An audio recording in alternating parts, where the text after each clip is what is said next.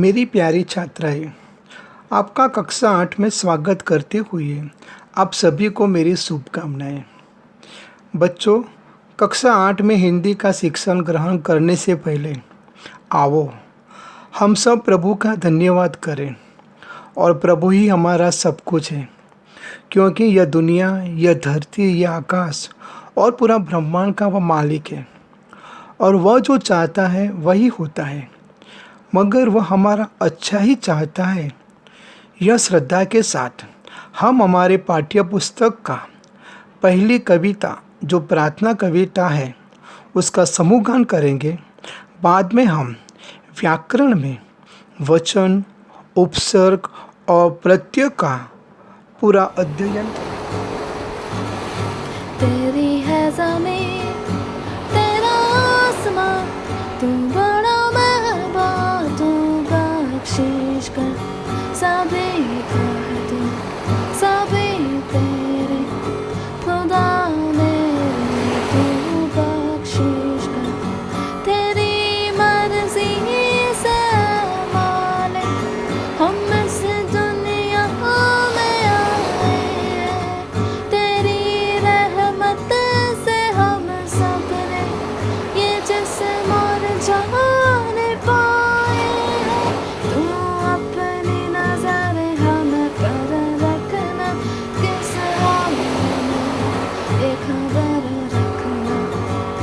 तेरी है ज़मीं, तेरा आसमां, तू बड़ा मेहरबान, तू बख्शिश कर सभी का तू, सभी तेरे खुदा मेरे, तू बख्शिश कर।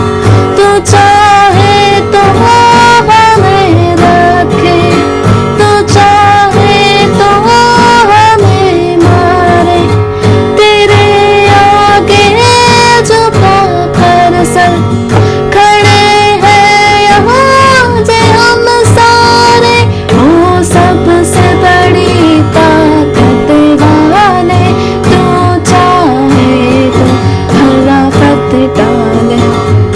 तेरी है ज़मीं, तेरा आसमां, तू बड़ा मेहरबान, तू बख्शिश कर सभी का तू, सभी तेरे खुदा मेरे, तू बख्शिश कर। आपने प्रार्थना गीत का पठन किया होगा। उस आशा के साथ हम आगे बढ़ते हैं और व्याकरण में वचन की परिभाषा जानेंगे और उस वचन परिवर्तन के नियम भी हम जानेंगे। वचन की परिभाषा इस प्रकार है कि शब्द के जिस रूप से उसके एक या अनेक होने का हमें पता चलता है, उसे हम वचन कहते हैं। वचन का अर्थ संख्या से है, इसलिए उस आधार पर वचन के दो भेद होते हैं, एक वचन, दो बहुवचन। हम एक वचन की परिभाषा जानते हैं। एक वचन यानी शब्द के जिस रूप से एक ही प्राणी अथवा वस्तु का बोध होता है, वह एक वचन कहलाता है। जैसे पुस्तक, लड़की, चिड़िया, बस आदि।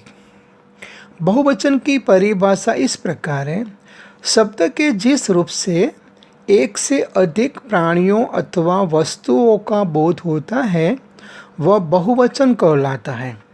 जैसे कि कुर्सियाँ, मालाएं, पक्षी वृंद, पुस्तक आदि।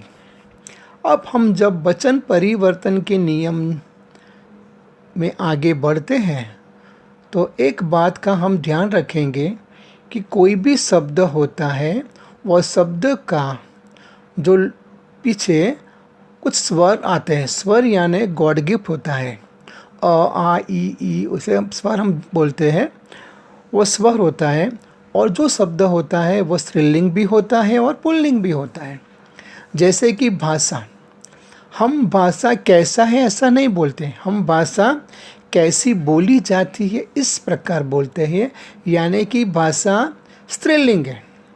और भाषा के पीछे आ स्वर आता है तो आ स्वर आता है, जिसके कारण हम भाषा को आकारांत स्त्रीलिंग शब्द बोलेंगे। अब दूसरा हम एग्जाम्पल देखते हैं, रुपया। रुपया कैसी है ऐसा हम नहीं बोलते, रुपया कैसा है ऐसा हम बोलते हैं।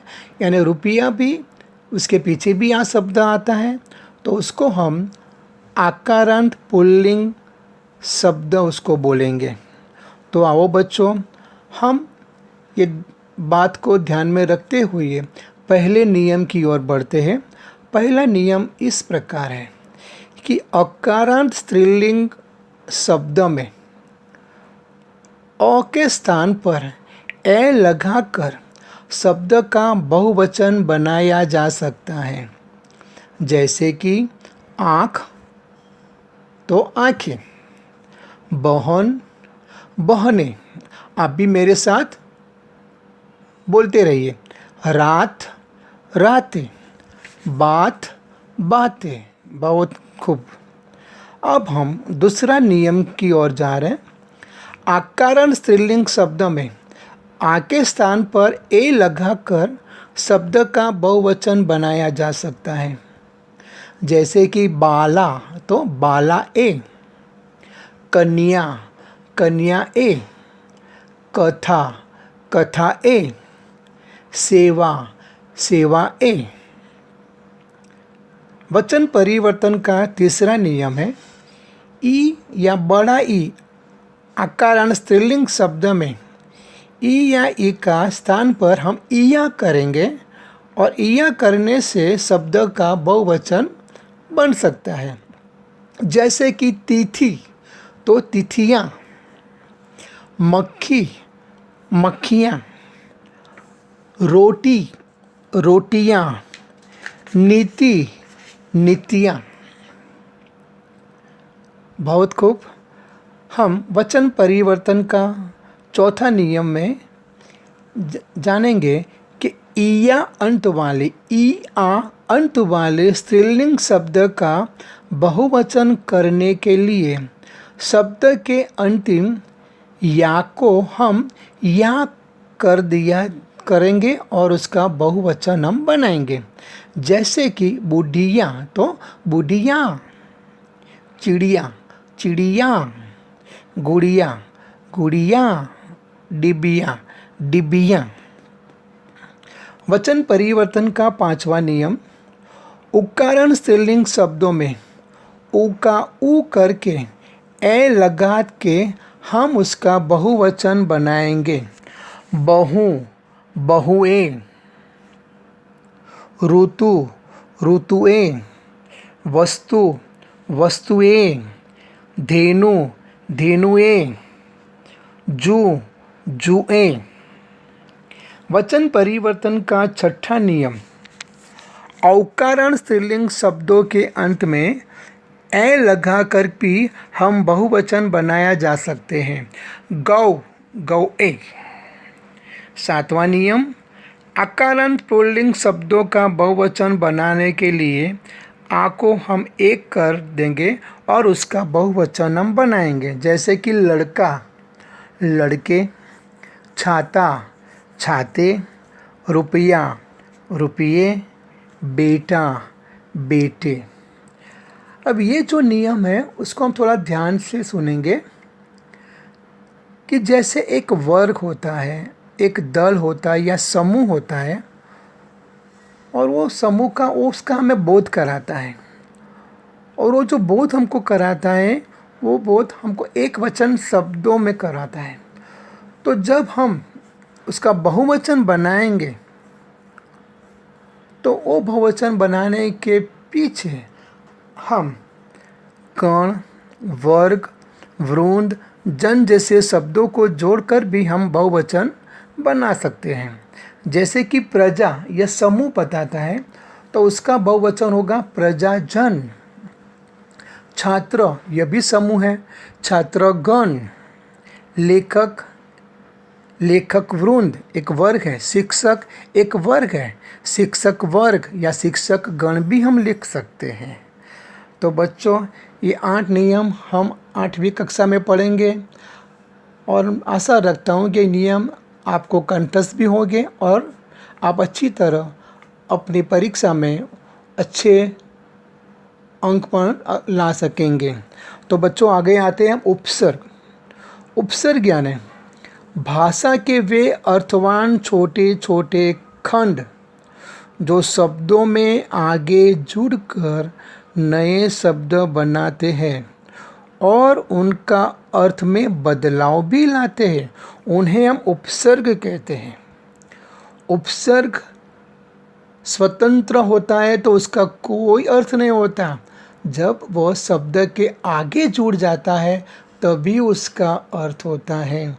जैसे कि योग, तो योग शब्द है और प्र उपसर्ग है, तो प्र उसके आगे लगेगा तो बन जाएगा प्रयोग। हार शब्द है, आ उपसर्ग है, वो आगे लगेगा हार के तो बनेगा आहार। उस तरह जीवन तो आजीवन, नायक अधिनायक, मान अपमान, गुण अवगुण, कुल अनुकूल। बच्चे आपको पता चला ना? तो उपसर्ग कौन से होते हैं? सर कौन से उपसर्ग होंगे आप सोचते होंगे, तो मैं बोलता हूँ उस इतने सारे उपसर्ग आते हैं। अति, अधि, अनु, अप, अभि, अव, आ, उत, उप, दुस, दूर, निस, नि, परा, परि, प्र, प्रति, वि, सम, सु, ये सब शब्दों उपसर्ग हैं। और उपसर्ग जब शब्द के आगे जुड़ता है तो कुछ नया ही शब्द हमें मिलता है। तो बच्चों हम अब प्रत्यय के बारे में जानेंगे। उपसर्ग की तरह ये प्रत्यय भी नए शब्दों की रचना के लिए किया जाता है, मगर उपसर्ग शब्द के आगे लगता है जब प्रत्यय है वह शब्द के पीछे जुड़ता है। यानी वो शब्दांश जो किसी शब्द के अंत में जोड़कर उसके अर्थ में विशेषता ला देता है या पूरी तरह बदलाव ला देता है, उसे हम क्या बोलेंगे? प्रत्यय बोलेंगे। मानो कि एक शब्द है पूजा और पूजा से नया शब्द बना पुजारी, तो शब्द रचना क्या होगी उसका? पूजा वत्ता आरी, यानी आरी क्या बन गया? प्रत्यय बन गया, पूजा के पीछे जुड़ता है पुजारी। सोना सुनार, सोना वत्ता आर, सोना के पीछे आर लग गया।